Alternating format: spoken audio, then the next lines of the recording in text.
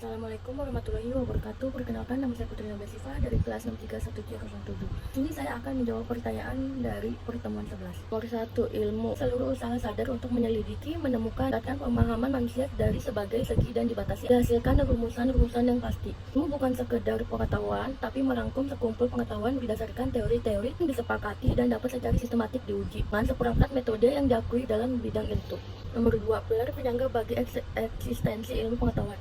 Yang pertama, pilar ontologi selalu menyangkut problematik tentang keberadaan eksistensi. Pengalaman ontologi dapat memberikan landasan bagi penyusun asumsi dasar-dasar teoritis, membantu terciptanya komunikasi interdisipliner dan multidisipliner. Ontologi menyadarkan bahwa ada kenyataan lain yang tidak mampu dijangka oleh ilmu ekonomi, berbantu ilmu lain seperti politik, sosiologi. Yang kedua, pilar epistemologi selalu menyangkut problematik tentang sumber pengetahuan, sumber kebenaran, cara memperoleh kebenaran, kriteria, dan proses sarana dasar-dasar kebenaran. Sistem produsen, strategi, penyelaman epistemologis dapat memberikan sumbangan. Yang ketiga, pilar aksiologi selalu berkait dengan problematik pertimbangan nilai etis, moral, religius dalam setiap penemuan, penerapan, atau pengamalan ilmu.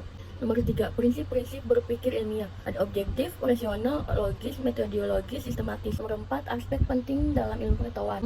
Aspek fenomenal menunjukkan bahwa ilmu pengetahuan mewujud atau manifestasi dalam bentuk masyarakat. Pengetahuan menampakkan diri sebagai aktivitas atau kegiatan kelompok elit tersebut dalam upayanya untuk menggali dan mengembangkan ilmu melalui penelitian, eksperimen. Kedua, aspek struktural menunjukkan bahwa ilmu pengetahuan di dalamnya terdapat unsur-unsur bagi berikut. Pertama, ada sasaran yang dijadikan objek untuk diketahui. Yang kedua, ada objek sasaran terus-menerus dipertanyakan dengan suatu cara metode. Tiga, jawaban-jawaban yang diperoleh kemudian disusun dalam suatu sistem. Nomor 5, selain memiliki kekayaan alam yang menunjukkan Indonesia juga sangat kaya akan suku bangsa, budaya, agama, bahasa, ras, dan etnis golongan.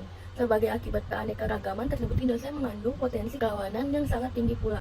Hal tersebut merupakan faktor yang berpengaruh terhadap potensi timbulnya konflik sosial, segala tantangan zaman. Dengan penguasaan IPTEK, kita dapat menjaga persatuan dan kesatuan bangsa Indonesia. Dengan sila ketiga yang berbunyi Persatuan Indonesia. Pengertian Pancasila sebagai dasar nilai pengembangan ilmu dapat mengacu pada beberapa jenis pemahaman. Yang pertama, setiap ilmu pengetahuan dan teknologi yang dikembangkan di Indonesia harusnya tidak tentangan dengan yang dikembangkan dalam Pancasila.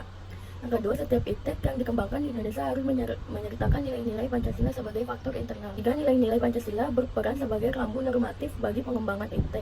Yang keempat, setiap pengembangan IPTEK harus berakar dari budaya bagi bangsa Indonesia. Nomor 7, pada hakikatnya Pancasila sebagai paradigma pembangunan nasional mengandung bahwa segala aspek pembangunan harus mencerminkan nilai-nilai Pancasila. Pengembangan IPTEK sebagai hasil budaya manusia harus didasarkan pada moral ketuhanan dan kemanusiaan yang adil dan beradab.